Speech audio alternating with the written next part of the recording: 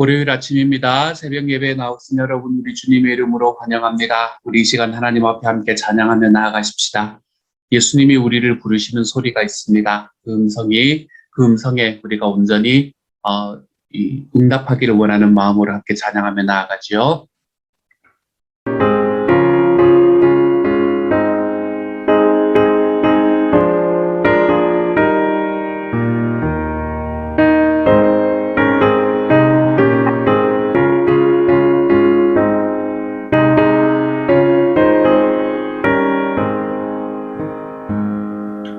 예수가 우리를 부르는 소리, 그 음성 부드러워.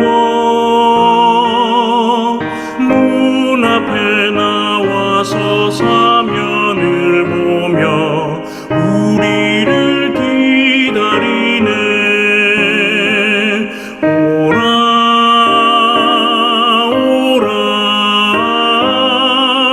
방황치 말고 오라. 죄 있는 자들아 이리로 오라. 주 예수 앞에 오라. 간절히 오라고 부르실 때에 우리는 지체하랴. 주님의 은혜를 왜 아니 받고 못 들은 채 하려나. 오라 오라, 방황치 말고 오라. 죄 있는 자들아 이리로 오라. 주 예수 앞에 오라.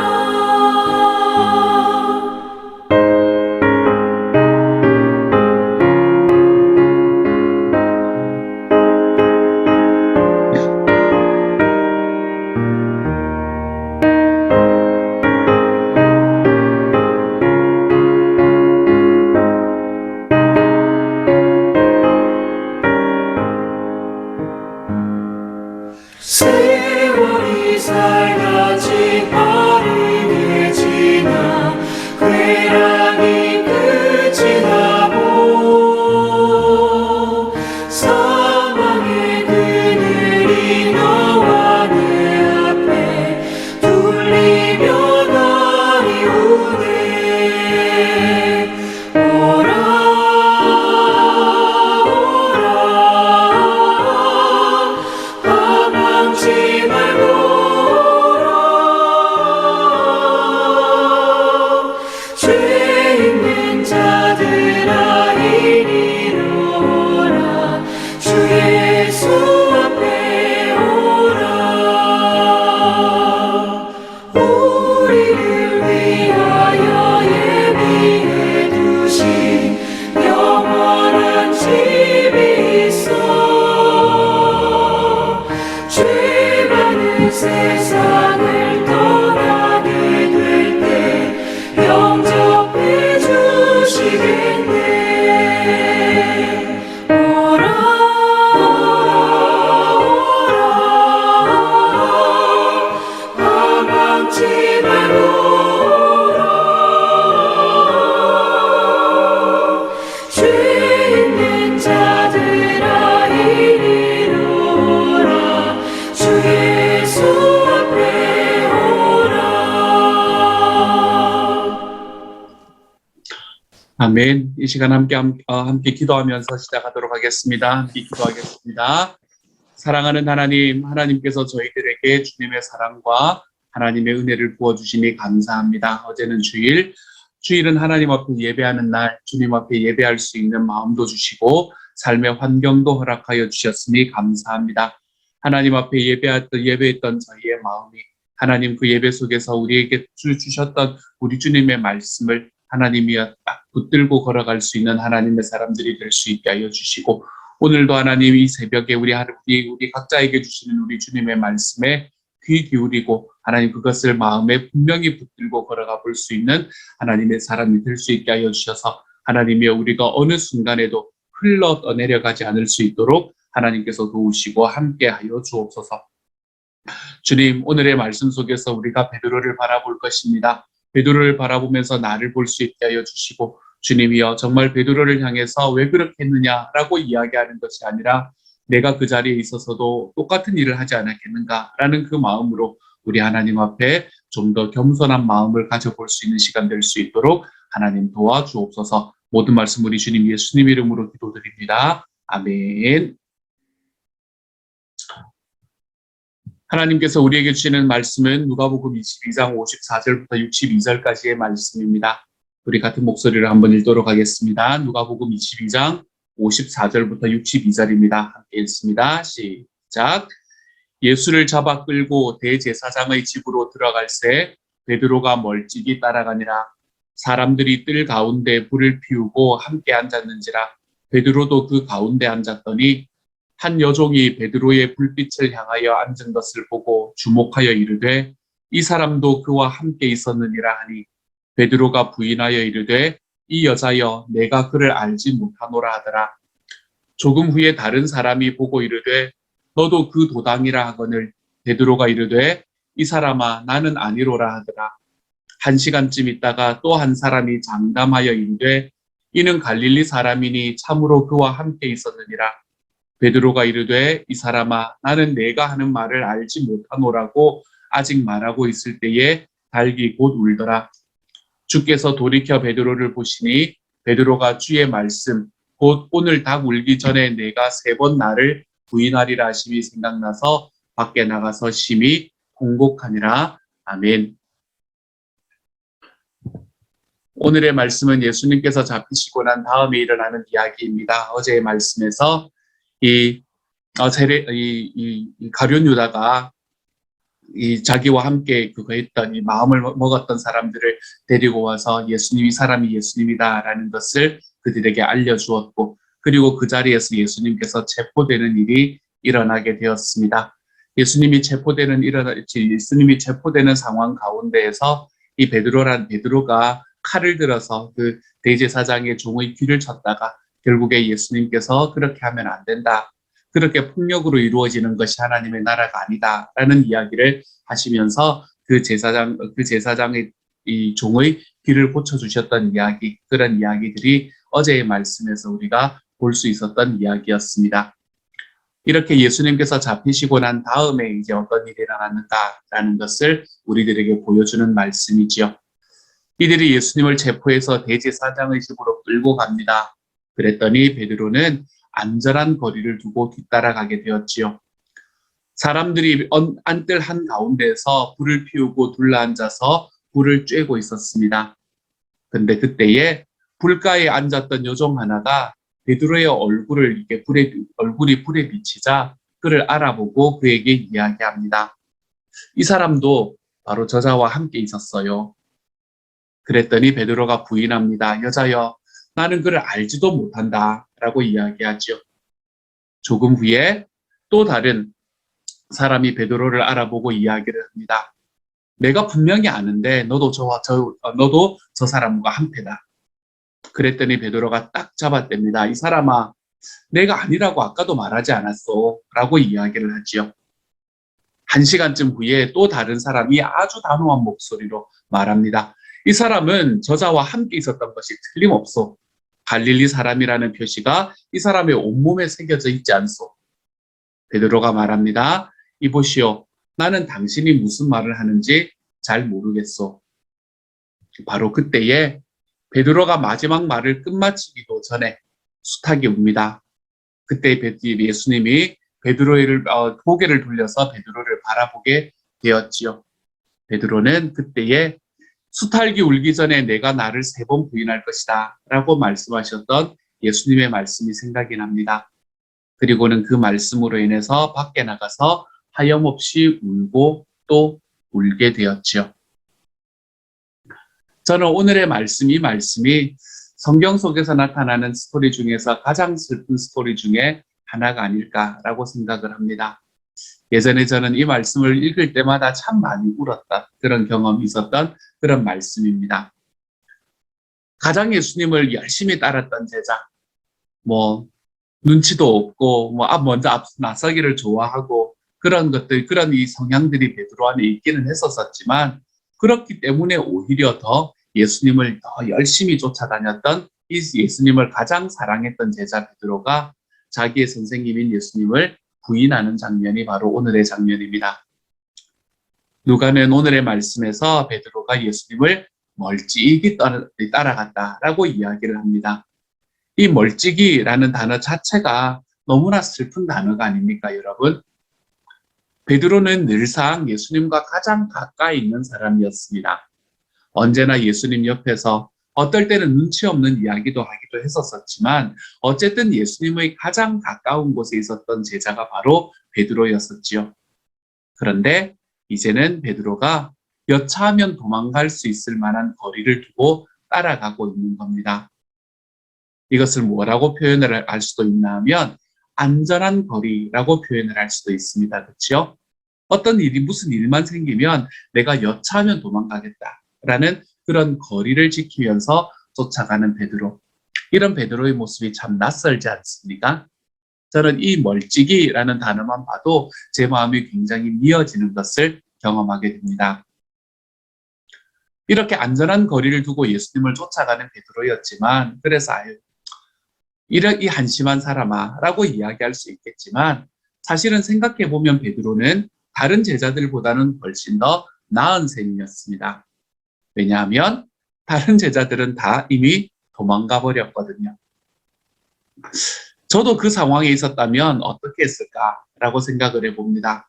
나는 어떤 자리에 섰을까? 저도 다른 제자들과 별 다를 게 있었을까라는 생각을 해봅니다. 아마 다른 제자들처럼 벌써 도망가고 없지 않을까라는 생각도 해보게 되고요. 그래도 3년 동안 예수님을 온 힘을 다해서 가장 가까운 거리, 가장 지근 거리에서 쫓아다녔던 베드로나 되니까 멀찍이라도 안전거리를 두기라도 하면서 예수님을 따라가고 있는 것 아닐까요? 그런데 그렇게 안전거리를 두고 쫓아가다가 예수님과 그렇게 가까이 가지 않으면 되겠지라고 생각을 했는데 이 베드로가 생각보다 유명했던 것 같습니다.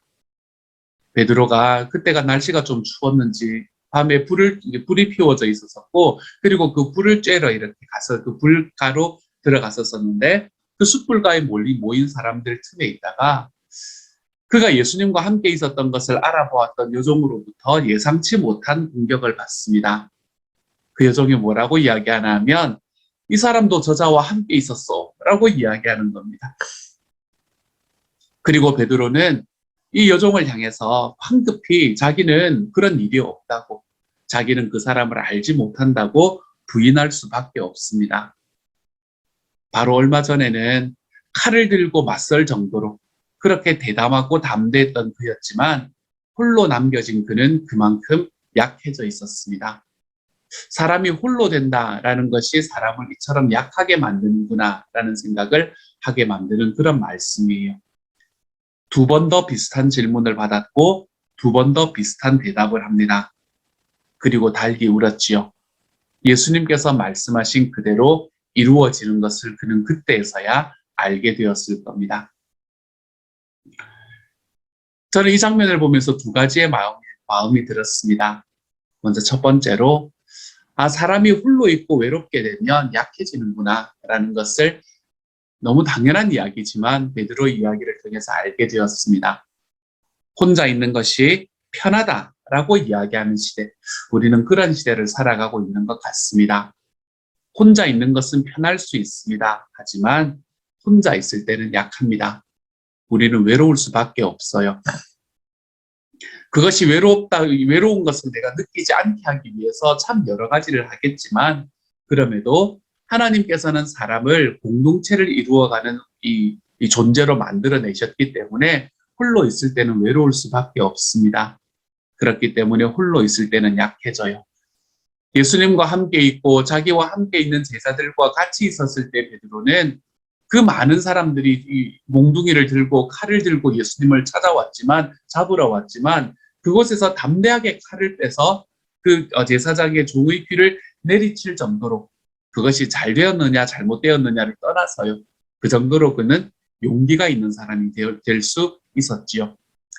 그런데 이제는 그가 홀로 떨어져 있을 때는 이렇게 두려움에 떠는 사람이 될 수밖에 없었던 겁니다. 우리도 그렇지 않습니까? 혼자 있으면 우리는 힘이 약해지게 되어 있습니다. 혼자 있으면 두려워지게 되어 있어요. 저는 저와 여러분이 혼자의 자리에서 좀 벗어날 수 있기를 소망합니다. 혼자 있는 것이 너무나 익숙해져 버린 시대가 되지 않았습니까? 그렇죠? 그럴 수밖에 없었다라고 이야기한다면 그것도 그렇습니다. 저도 그렇게 되어 왔었으니까요. 하지만 이제는 혼자 있는 곳에서 좀 일어설 수 있는 시간이 될 수 있기를 소망합니다. 혼자가 아니라 함께 있을 때 우리는 용기를 얻을 수 있게 되는 거니까요. 그렇게 우리의 목장이, 그렇게 우리의 교회가 다시 한번 함께의 자리로 좀 나아가서 그곳에 함께 있는 모든 사람들의 마음과 삶 속에 하나님의 용기가 심어질 수 있는 그런 하나님의 교회로 자라갈 수 있었으면 정말로 좋겠습니다. 또한 오늘의 말씀을 바라보면서 제 마음에 들어왔던 생각은 베드로가 전에 죽게 되더라도 예수님과 함께 하겠다라고 했던 이 호언장담이 생각이 났습니다. 예수님께서 너가 오늘 저녁에 오늘 새벽에 닭이 울기 전에 너가 나를 3번 부인할 것이다 라고 이야기할 때 베드로가 내가 죽을지언정 주님을 쫓아가겠습니다 라고 이야기하지 않았습니까? 이러한 베드로의 모습을 생각을 해보면서 나도 너무 자신만만하지 않아야겠다라는 마음을 가지게 되었습니다. 그리고 또한 다른 사람의 상황을 함부로 평가하지 말아야겠다라고 마음을 먹기도 하였고요. 사실 실제로 우리가 그 사람의 상황을 겪어보지 않고는 그 사람의 신을 신어보지 않고는 쉽게 말할 수 없는 경우가 많지 않습니까? 내가 볼 때 저거 왜 저렇게 하지? 라고 생각이 되는 것도 사실 사연을 알고 보면 다 이해할 만한 것들이라는 것을 우리는 우리의 삶에서 경험하지 않습니까? 베드로도 여종의 한마디로 인해서 자기가 이렇게 초라하게 될 줄은 꿈에도 생각하지 못했을 것입니다. 이 갈릴리 바다에서 잔뼈가 굵어왔던 그런 어부로서 또한 그때 당시에 모든 이스라엘이 주목하는 예수라는 선생님의 수제자로서 자기가 이 여종의 한마디에 이렇게 무너질 것이라고는 생각지 못했겠지요. 하지만 그 자리에 닥쳤을 때 그가 그 상황에 닥쳤을 때 어떤 행위를 할지는 아무도 모르는 것 같습니다. 그래서 나도 하나님 앞에 겸손해야 되겠다. 내 삶에 대해서 자신하지 말아야 되겠다라는 생각을 제 마음속에 하게 되었어요. 사랑하는 여러분, 누구도 모르는 일입니다. 내가 그 상황 속에서 어떤 행위를 하고 어떤 마음을 가지게 될지는요. 그러니 내가 이럴 수 있다라고 너무 자신하지 말 것이며 그것을 넘어서서 내 주변에 있는 사람들의 모습을 보며 쉽게 판단하는 자리로 나아가지 않아 볼 수 있는 저와 여러분이 좀 되어갔으면 좋겠습니다. 저는 이 베드로의 모습을 보면서 이 2가지의 말씀을 여러분에게 전하고 싶었어요. 여기까지가 이 보통 나머지 복음서들이 이야기하고 있는 장면입니다.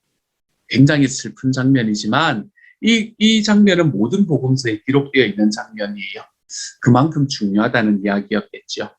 그런데 이 누가복음만 특별하게 이야기하고 있는 하나의 장면이 있습니다. 그것이 61절과 62절의 말씀이에요. 누가는 다른 복음서에 나와 있지 않은 장면을 하나 더 기록하고 있는 것을 보게 돼요. 바로 예수님이 돌이켜서 베드로를 바라보시는 장면입니다. 아마 신문을 받으시고 이송되는 중에 뜰에 있는 베드로와 눈길이 마주치셨던 것 같습니다. 여러분, 이때 눈길이 마주쳤을 때 베드로의 마음이 어땠을까요? 가슴이 철렁하지 않았겠습니까? 내가 뭘 하고 있나라는 생각이 들지 않았겠습니까? 예수님이 하셨던 이야기와 그 이야기에 대한 자기의 응답이 생각나지 않았겠습니까? 그래서 베드로는 예수님과 눈이 딱 마주친 순간에 밖으로 나가서 하염없이 통곡하고 맙니다. 정말 예수님과 함께라면 내가 죽는 곳까지 가더라도 당신과 함께 가겠습니다 라고 이야기했던 그것이 베드로의 진심이었을 거거든요. 진심으로 이야기했던 그 열혈남아 베드로의 이 부끄러움과 미안함, 그리고 자책과 슬픔, 그것으로 인한 통곡이 바로 이 베드로가 우는 이 울음에 들어와 있는 이야기겠죠. 여러분, 예수님이 베드로를 바라보는 눈빛이 원망이나 책망으로 가득 차 있었기 때문에 베드로의 마음이 미어졌겠습니까? 그래서 베드로가 지금 자기를 부끄럽게 여기며 우는 자리로 나아갔을까요? 아마 그렇지 않았을 겁니다. 왜냐고요? 예수님께서는 이미 베드로가 자기를 부인할 걸 알고 계셨거든요. 그런데 그 베드로를 향해서, 이미 알고 있는 베드로를 향해서 뭐 그리 원망과 원망의 눈길을 내보내셨겠습니까? 아마도 예수님의 눈빛은 다 이해한다. 너가 그 자리에 설 수밖에 없었다는 것을 내가 다 알고 있다. 내가 다 이해한다. 라는 그런 따뜻한 눈길이 아니었을까요? 어쩌면 예수님의 눈길이 따뜻하면 따뜻할수록 이 따뜻했기 때문에 베드로의 마음이 더 많이 아팠는지도 모르겠습니다. 그런데 여러분, 이렇게 예수님의 눈길을 바라보고 베드로가 밖으로 나와 자기의 가슴을 치며 통곡하는 이야기. 이 이야기에서 베드로의 스토리는 끝이 나지 않습니다. 예수님께서는 이전에 베드로가 예수님을 부인할 것이다 라고도 말씀을 하셨지만 그의 믿음이 떨어지지 않도록 기도했다 라고도 말씀하셨던 것을 여러분 기억하십니까?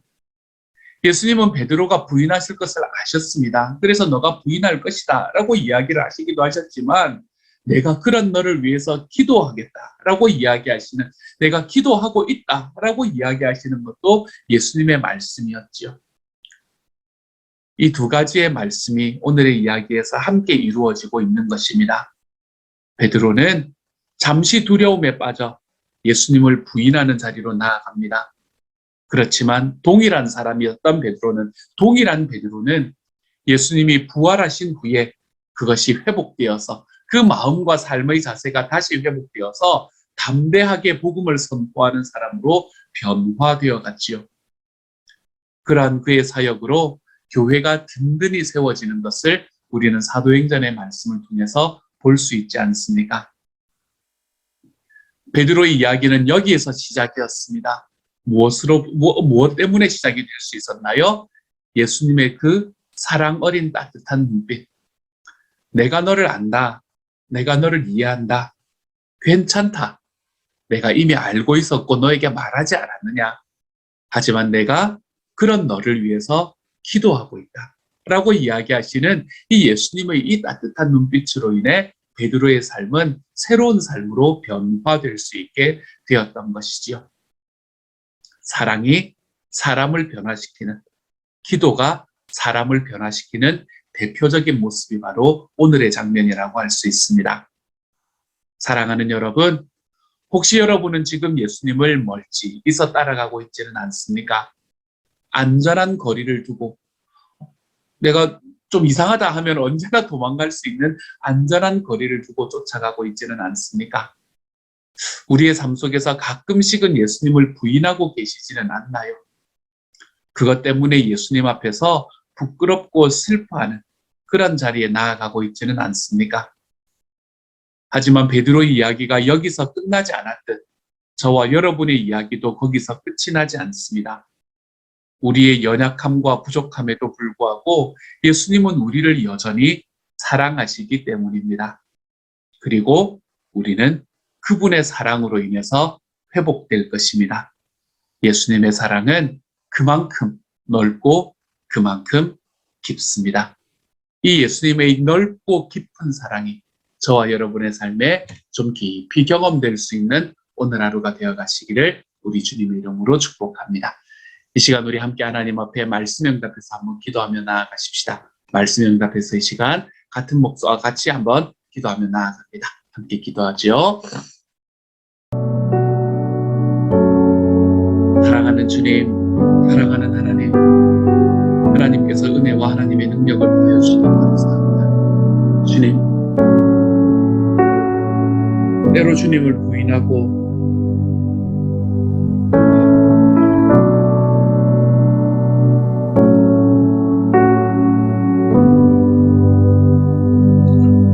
때로는 두려운 게 전혀 없습니다.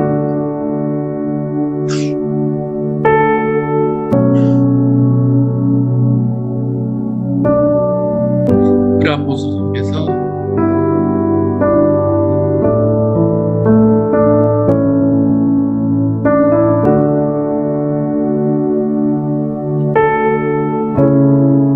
예수님께서 끝까지 살아가시고 저를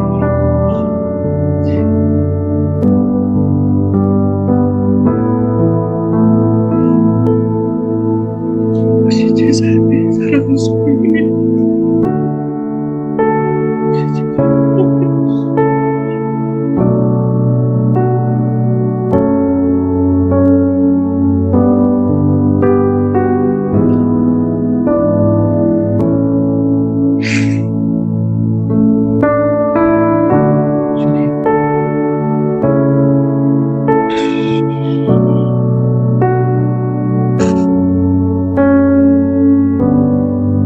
다시 한번 일어설 수 있게 해주십시오.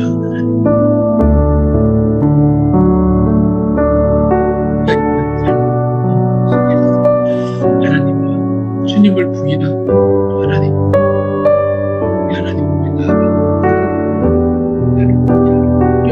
두려워지고 내 삶의 과정을 넘어서서 그때도 저를 바라보시는 주님을 다시 한번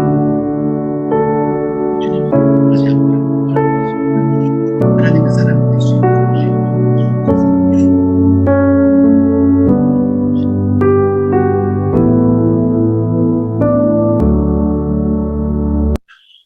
사랑하는 하나님, 하나님께서 은혜를 더하여 주시니 감사합니다. 때로는 주님을 부인하고 때로는 하나님 제 삶에 있는 저의 모습으로 인해 부끄럽고 두렵고 슬플 때가 있지만 사랑하는 주님 여전히 저를 바라보아 주시는 따뜻하게 바라보아 주시는 그리고 우리를 따뜻하게 불러주시는 주님의 눈길과 주님의 음성을 하나님 다시 한번 기억합니다. 그것이 저를 세우는 힘이 됩니다. 그것이 제가 살아갈 수 있는 능력이 됩니다.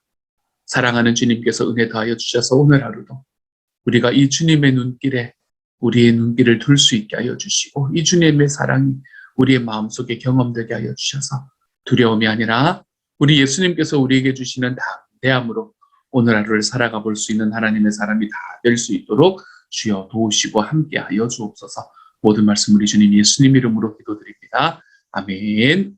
하늘에 계신 우리 아버지여 이름이 거룩히 여김을 받으시오며 나라 임하옵시며 뜻이 하늘에서 이룬 것 같이 땅에서도 이루어지이다. 오늘날 우리에게 일용할 양식을 주옵시고 우리가 우리에게 죄 지은 자를 사하여 준 것 같이 우리 죄를 사하여 주옵시고 우리를 시험에 들게 하지 마옵시고 다만 악에서 구하옵소서. 대개 나라와 권세와 영광이 아버지께 영원히 있사옵나이다. 아멘.